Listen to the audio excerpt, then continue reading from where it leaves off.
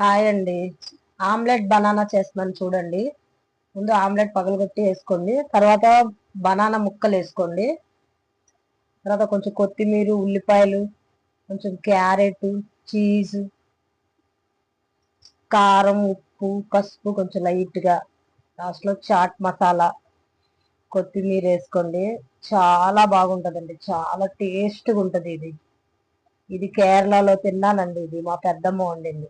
చాలా బాగుంటది. ఒక్కసారి మీరు ట్రై చేయండి. చాలా టేస్ట్గా ఉంటుంది. పిల్లలు కూడా బాగా ఇష్టంగా తింటారు. హెల్దీ ఫుడ్ కూడా ఇది. అన్ని చాలా బాగుంటది.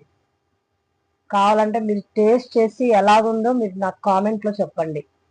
చాలా బాగుంటది. అసలు తింటే మీరు అస్సలు వదలరండి, అంత బాగుంటది. బనానా ఇవన్నీ పిల్లలు మామూలుగా విడిగిస్తే తినరు, ఇలా ఇవ్వండి.